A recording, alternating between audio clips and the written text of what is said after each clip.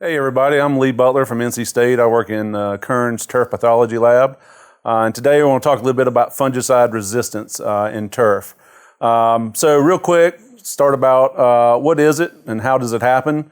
So just like people, fungi are a population of individuals, and sometimes there'll be certain individuals of that population that may be naturally resistant to our fungicide applications due to mutations in their genetic makeup.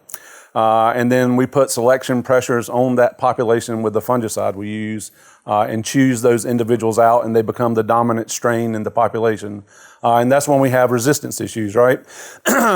When it comes to fungicides, we talk about how they act in the plant, but we also talk about how they act on the fungi themselves, what's known as the biochemical mode of action. And then they're classified as two groups, either single site or multi-site. And the majority of our fungicides are single site. So that means they act on one metabolic process in the fungus, and that's where our resistant issues occur. With our multi-site fungicides like Daconil, Secure, and 4, those are our multi-sites, and those are really good tools to manage or mitigate some of this resistance issues. So we select for these individuals, they become a problem, and that's why you may see your fungicides, the efficacy go down. And there are some things you can do to help minimize that. One, it all starts with getting an accurate diagnosis, right?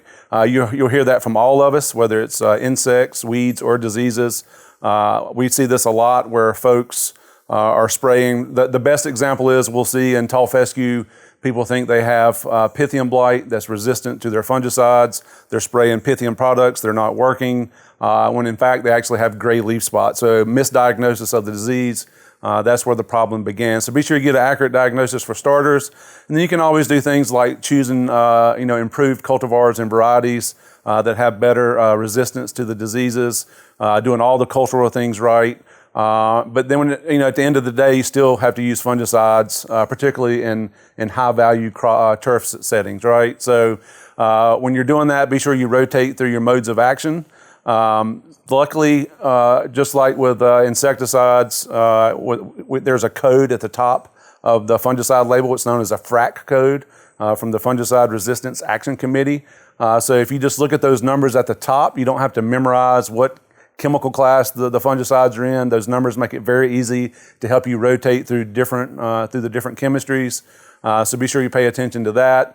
Tank mixing different fungicides helps a lot. Tank mixing in those multi-site fungicides when possible helps a lot as well, right? So do those things and you can help minimize that. If all else fails and you're just scratching your head and you can't figure out why you can't control, a certain pathogen, feel free to reach out to us at NC State. We'll gladly help you. One thing if you'll notice when you go to turf files, we have disease profiles.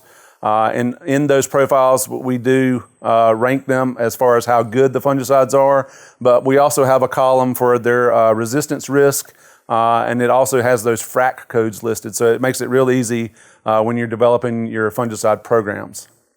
I hope everybody has a good summer. Hopefully it cools off a little bit and we get a little bit of rain, and we'll see you down the road. Thanks.